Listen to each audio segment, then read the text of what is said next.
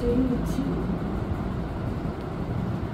এখন যে বয়সে পৌঁছেছি সেই বয়সে বলতে পারি যাদের পদছায়ায় যাদের বসন গন্ধ বরণ করেছি, সেইভাবে হেঁটেছি এতকাল, তাদের মধ্যে সঞ্জিতা দিয়ে অবশ্যই আমার নিকটতম। তাই জন্য আমি আমার কাছে কি কি পেয়েছি আমি সেগুলি ধরবার চেষ্টা করেছি। সবসময় পেরে উঠিনি, হয়তো আমাকে মাফ করবেন। আমি প্রথমেই গুরুদেব রবীন্দ্রনাথের একটি কথা দিয়ে, কতগুলি বাক্য দিয়ে শুরু করছি, কারণ সঞ্জিতাদি এগুলি পালন করেছেন ওনার জীবনে। আমার খেয়ে মনে হয় গুরুদেব লিখেছেন, যাকে সংস্কৃতি বলে তা বিচিত্র, তাতে মনের সংস্কার সাধন করে, আদিম খনিজ অবস্থার অনুজ্জ্বলতা থেকে তার পূর্ণ মূল্য উদ্ভাবন করে নেয়। এই সংস্কৃতির নানা শাখা প্রশাখা। মন যেখানে সুস্থ সবল মন, সেখানে সংস্কৃতির এই নানাবিধ প্রেরণাকে আপনি চায়। ব্যাপকভাবে এই সংস্কৃতি অনুশীলনের ক্ষেত্র প্রতিষ্ঠা করে দেব শান্তিনিকেতন আশ্রমে, এই আমার অভিপ্রায় ছিল। আমাদের দেশের বিদ্যালয়ে পাঠ্যপুস্তকের পরিধির মধ্যে জ্ঞানচর্চার যে সংকীর্ণ সীমা নির্দিষ্ট আছে, কেবলমাত্র তাই নয়, সকল রকম কারুকার্য, শিল্পকলা, নৃত্য, গীত, বাদ্য, নাট্যাভিনয় এবং পল্লীহিত সাধনের জন্য যে সকল শিক্ষা ও চর্চার আয়োজন, সমস্তই এই সংস্কৃতির অন্তর্গত বলে স্বীকার করব। চিত্তের পূর্ণ বিকাশের পক্ষে এই সমস্তরই প্রয়োজন আছে বলে আমি জানি।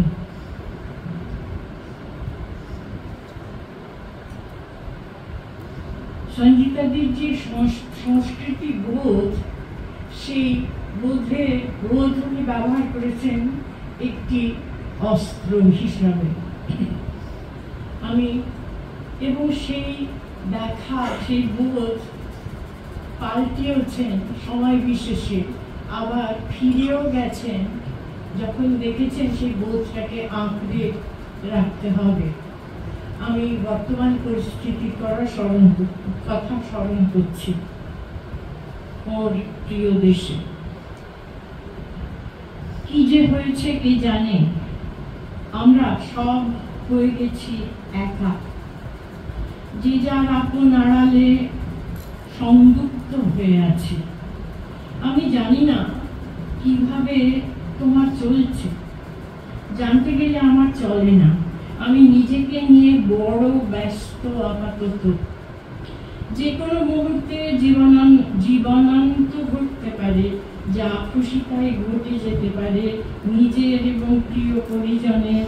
প্রতি মুহূর্তে এইরকম একটা ভয়ের মুখোমুখি হয়ে কেটেছিল আমাদের দীর্ঘদিন।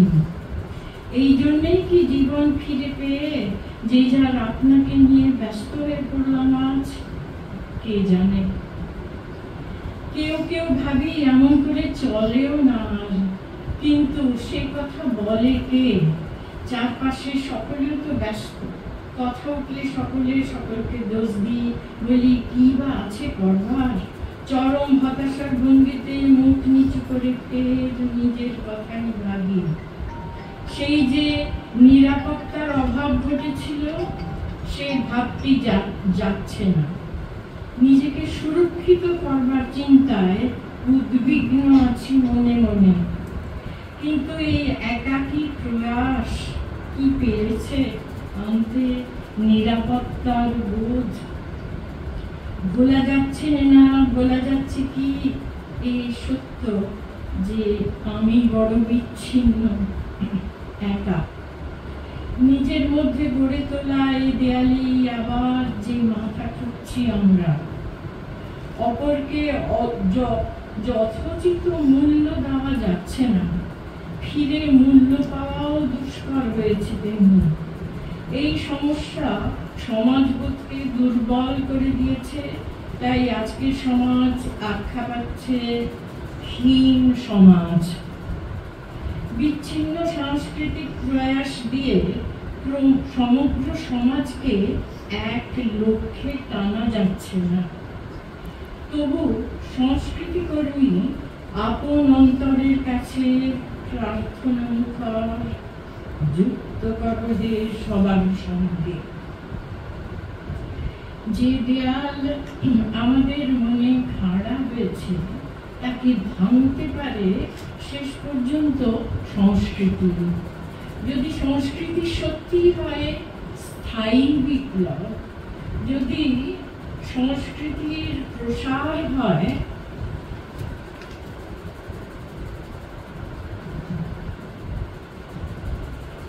সতত প্রয়াস এবং লড়াই মুক্ত হবার জন্য, যুক্ত হবার পথে বাধা দূর করবার জন্য, পরিস্থিতির প্রতিকূলতা সচেতন সাংস্কৃতিক অগ্রগমনের পথে ভুলুণ্ঠিত হয়ে মিলনের পথকে প্রশস্ত করবে এবং শেষ পর্যন্ত চলার বেগে পায়ের তলায় রাস্তা জাগবে।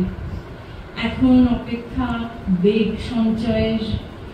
সংস্কৃতি ক্ষেত্রে বিচ্ছিন্ন প্রচেষ্টা থেকে বন্ধ মুক্তির শক্তি জাগবে স্বভাবের নিয়মে।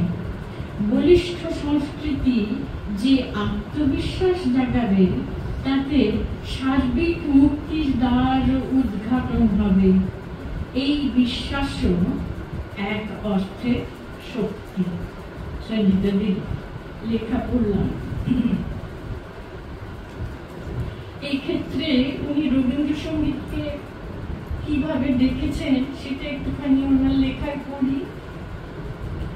বাংলাদেশে রবীন্দ্রসঙ্গীতের চর্চা কেবল সংস্কৃতি চর্চা নয়। পাকিস্তান আমলে রবীন্দ্রসঙ্গীত সাধনা ছিল বাঙালির সাংস্কৃতিক স্বাধিকার প্রতিষ্ঠা সূত্রে বাংলাদেশের স্বাধীনতা আন্দোলনের জন্য আন্দোলনের অঙ্গ। আর স্বাধীন বাংলাদেশে রবীন্দ্রসঙ্গীতের সুষ্ঠু প্রচারের চেষ্টা হচ্ছে দেশজ সংস্কৃতির চর্চা সূত্রে স্বকীয় সংস্কৃতিতে সুস্থ হবার সাধনা। রবীন্দ্রসঙ্গীত এইভাবে আমাদের সাংস্কৃতিক আন্দোলনের পুরো ভাগে রয়েছে।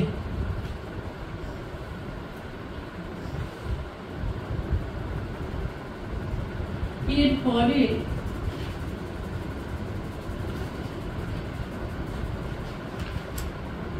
চলে যাব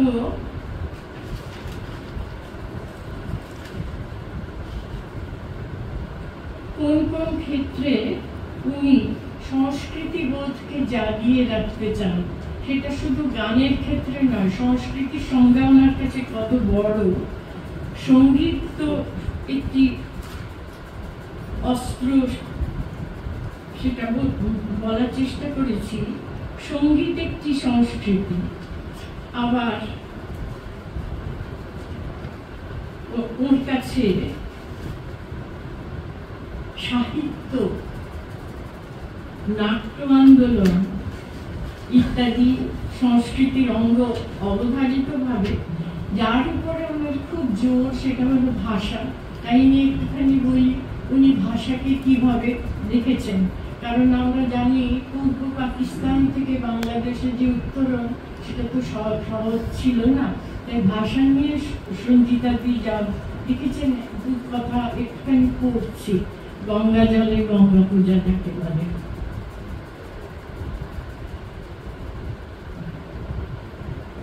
ভাষাতে বিশেষ ভূখণ্ডের অধিবাসী প্রভাব পরিদৃষ্ট হতে হবে। এই ধারণা থেকে মুসলিম পরিবেশ সম্ভূত বলে মনে করা যায় এমন শব্দ নির্বাচনে।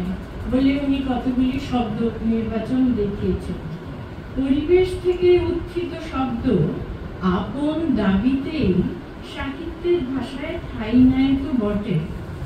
অর্থের গৌরব বৃদ্ধি হলে, ব্যঞ্জনায় যথার্থ থাকলে, ধ্বনির সুষমা বজায় থাকলে সাহিত্যে আসন লাভের জন্য তদবিরের দরকার পড়ে না। পরীক্ষা নিরীক্ষা ভালো কথা, যোগ্যতা প্রমাণ হবে উত্তরণ ঘটলে। জবরদস্তি তৈরি শব্দ কালে সম্বার্জিত হয়ে যাবে এ পরীক্ষিত সত্য কথা। ভাষা সংক্রান্ত দ্বিতীয় প্রস্তাব আমার, বর্তমান জীবনের সংঘাতপূর্ণ কাটা ছেঁড়া বাস্তব ভাবটি বিধৃত হওয়া চাই ভাষায়। এই প্রস্তাবের পিছনে আধুনিক চেতনা কার্যকর। এখানেও পরিবেশ উন্নত ভাষার প্রার্থনা। সব থেকে যেটা আমার আনন্দ লাগে, যখন উনি আর্টিস্টদের, চারুকলা শিল্পী এবং কারুকলা শিল্পী তাদের মনে করিয়ে দিচ্ছেন জমিটা কোথায়। কারণ আমি হয়তো ব্যক্তিগতভাবে এই ভূমিকায় নিজেকে কিছুটা খুঁজে পাই। শুধু সাহিত্য বা সঙ্গীত নয়, চিত্রশিল্পীর ক্ষেত্রেও এই সমস্যা বর্তমান, এই যে খণ্ডিত অস্তিত্ববোধ। দেশজ লৌকিক শিল্পের সঙ্গে নাগরিক শিল্পের যোগাযোগ দুর্লক্ষ। কেবল 2-4 জন লোক ঐতিহ্য স্মরণে রেখে সাধনায় অগ্রসর, সে কিছু কম নয় অবশ্য। নাগরিক শিক্ষিতের বিশ্বমুখী ধারা সবসময় ঐতিহ্য চেতন থাকছে না। এটা আমাদের এখনো এই দুই বাংলায় এবং ভারতবর্ষে ভাববার কথা, আমরা কোথায় দাঁড়িয়ে রয়েছি। ফলত সে শিল্প সর্বজনগ্রাহ্য হতে পারছে না। লোক ঐতিহ্যের সঙ্গে সম্পর্কিত হলেও অগ্রসর চিত্তের শিল্প রচনা অনুন্নত, অন্ধকারাচ্ছন্ন সর্বসাধারণকে আকর্ষণ করতে পারবে বলে মনে করা যাচ্ছে না। এই যে শিক্ষিত সম্প্রদায় জনসাধারণের থেকে সম্পূর্ণভাবে যে বিচ্ছেদ তাদের মধ্যে ঘটছে, এটা আমরা অনেকে অনুভব করি এবং খুব ফ্যাশনেবল গ্যালারিতে আমরা কাজ করি। সঞ্জিতা দি বিবেকের মতো মনে করিয়ে দেন কোথায় দাঁড়িয়ে আছি। আমি আজকে তর্পণ করতে এসে এই যে কথাগুলি বলছি, এগুলি আমার কাছে বড় দামি কথা মনে হয়েছে। আমি আশা করবো আমি ভাগ করে নিতে পারছি। এবার আসছি যাকে উনি বলেছেন বাণী, সুর আর ছন্দের মিলন, রবীন্দ্রসঙ্গীত ওনার প্রাণের যে জিনিস। সঞ্জিতা দিকে আমার পারিবারিক সূত্রে আমি পেয়েছি খুব ছোটবেলায়। আমার বাবা কীতিশ রায়, ওনার বাবা কাজী মোতাহার হোসেন সাহেবের সঙ্গে সাহিত্য মেলায় খুব জড়িত ছিলেন, বন্ধু ছিলেন, এবং সঞ্জিতা দি আমাদের বাড়ির সঙ্গে যুক্ত, এবং বিভিন্নভাবে ওনার সঙ্গে আমার ঢাকায় দেখা হয়েছে। এবং শেষ দেখা হয়েছিল যখন ছায়ানট বড় মঞ্চটি উদ্বোধন করবার জন্য উনি আমাকে গান গাইতে বলেছিলেন। আমি ওখানে অধ্যাপক এবং ছাত্রছাত্রীদের সঙ্গে মিলিত হয়ে ওই কাজটি করতে পেরেছিলাম। এবং উনি আমায় উজাড় করে বই দিয়েছিলেন, বলেছেন তোকে তো ঢাকাই শাড়ি দেব না। এইটা আমার খুব হাসি। ওনার তো রসিকতা বোধ ছিল অসীম, সেই কথা মনে হচ্ছে। রবীন্দ্রনাথের গানে উনি বিদ্রোহ পেয়েছেন। এই যে বিদ্রোহ করবার যে অধিকার, স্বাধিকার, সেটা উনি নিজের জীবনে বারবার করে ব্যবহার করেছেন, ওনার আচরণে ব্যবহার করেছেন। যখন 54 সালে শান্তিনিকেতনে এসেছিলেন সঞ্জিতা দি, তখন উনি কিন্তু সম্ভ্রমপূর্ণ ব্যবহার করেছেন সবার সঙ্গে। কিন্তু যখন লঘুস্বরে কেউ সাম্প্রদায়িক কোনো উক্তি করেছে, তখন গ্লানি হয়েছে, দুঃখ পেয়েছেন, সে কথা লিখতে সংকোচ করেননি এবং তাদের মধ্যে অনেক অধ্যাপক এসে ওনার কাছে ক্ষমা চেয়েছেন, সে কথাও উনি লিখেছেন। ওনার যে দৃষ্টির স্বচ্ছতা সেটা আমাদের কাছে বড় দামি, বিশেষ করে শান্তিনিকেতনের সংস্কৃতি সম্বন্ধে, যেখানে আমরা অনেক কিছু ভাবি কিন্তু মুখ ফুটে বলার সাহস আমাদের থাকে না। এক্ষেত্রে উনি সাহসটা পাচ্ছেন গুরুদেবের কাছে।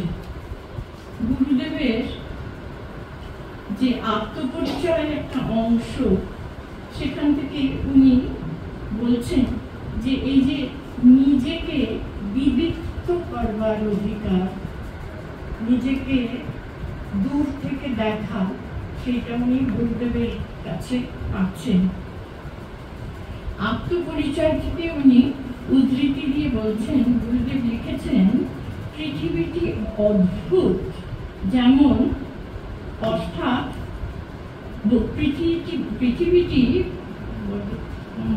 বস্তুত যেমন অর্থাৎ নানা অসমান অংশে বিভক্ত, তাকে তেমনি করেই জানবার সাহস থাকা যায়। ছাড় দেওয়া সত্য এবং ঘর গড়া সামঞ্জস্যের প্রতি আমার লোভ নেই। গুরুদেবের উক্তি। সঞ্জিতাদি লিখছেন, জীবনের অভিজ্ঞতা থেকে নিতান্ত সহজেই তিনি অনুভব করেছিলেন, আছে দুঃখ, আছে মৃত্যু, বিরহ দহন লাগে, তবুও শান্তি, তবুও আনন্দ, তবুও অনন্ত জাগে। এই সত্য উপলব্ধির কারণে এক বিষয়কে বিভিন্ন দিক থেকে দেখতে পেয়েছেন তিনি। একই বর্ষাকে, বসন্তকে দেখেছেন বিভিন্ন রূপে, দেখেছেন আনন্দ বিষাদকে, পাশাপাশি জীবনকে জেনেছেন জটিল। এই জাতীয় উপলব্ধির ফলে তিনি নিজেকেও নিজে বিবিক্ত হয়ে দেখতে পেয়েছেন। এরপরে যে গানটি কথা উনি উল্লেখ করেছেন, যদি ওইটা আমার সঙ্গে গায়, যে আমি ভেসে চলে কালের ঢেউয়ে আকাশ তলে, ওরে কানে দেখছি আমি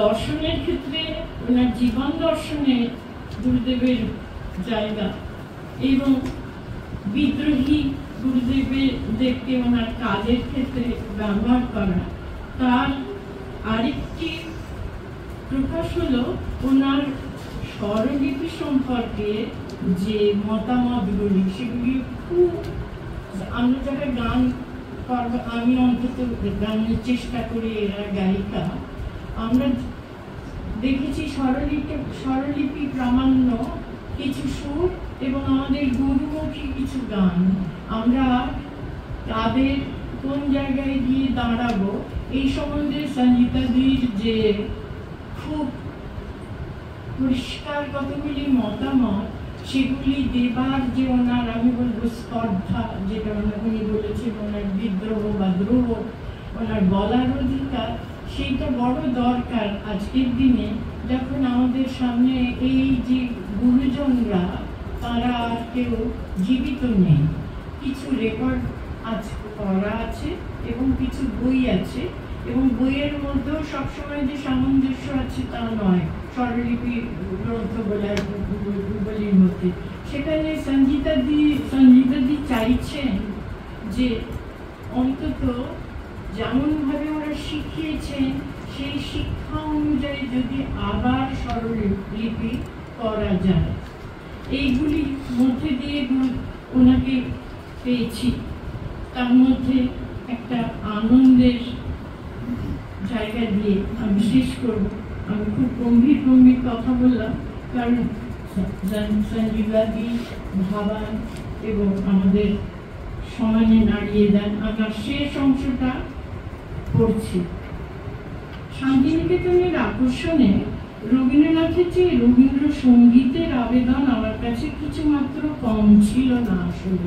তখন আমি যুবতী কিশোরী প্রায়, এবং গ্রামে গ্রামে ঘুরে বেড়াচ্ছেন, পারুলডাঙ্গা, শ্মশান সমস্ত আবিষ্কার করছেন, খোলা মাঠ, আর নিজেকে মুক্তভাবে দেখছেন।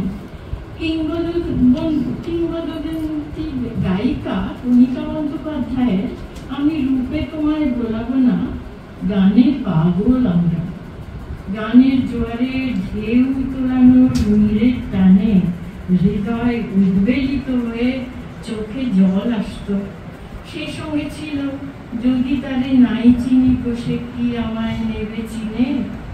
সদ্য যৌবনাদের হৃদয় উথাল পাথাল করা সুরের টান ছিল আমার মল্লিকা বনে যখন প্রথম ধরেছে কলি বসন্তের মদির অনুষঙ্গে প্রেমের নিবেদন।